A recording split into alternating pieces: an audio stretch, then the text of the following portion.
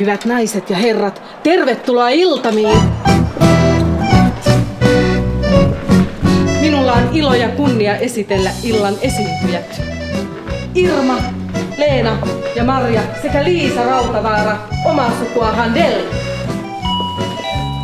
Voi Teeveli, minä arvasin. Ei kai se mummo vielä. Hilda tulee aina vähintään tunnin etukäteen. Nyt on vielä 3 tuntia. Niin justiinsa.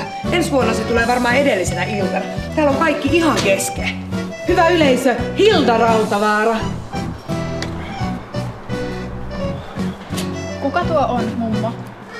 Hän on Henrik Seppälä. Nyt mennään eteenpäin.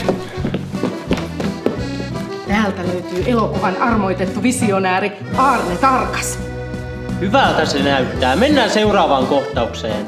Ja maisteri Särkkä.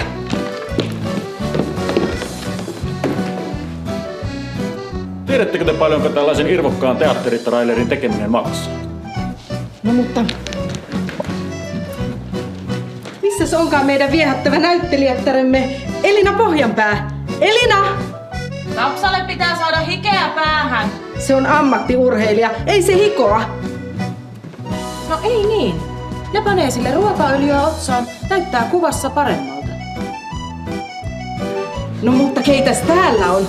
Saanko esitellä Esa Pakarinen ja Reino Helismaa? Kerran pikkupoikana varmuuden vuoksi kävin myöskin koulua varmuuden vuoksi.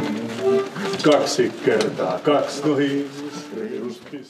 Nyt rakkaat ystävät, oma kiertävä trubaduurimme ja olympiavoittaja Tapio Rautavaara. Veisaillaanpa me souvaripoikat, kunnon ääntä ja kaulaa. Valtiopäivillä on päätetty, että täälläkin saa laulaa. Ei olla me tulevia, olevia, meneviä, iloisia, siloisia poikia vaan. Valtiopäivillä on päätetty, että täälläkin saa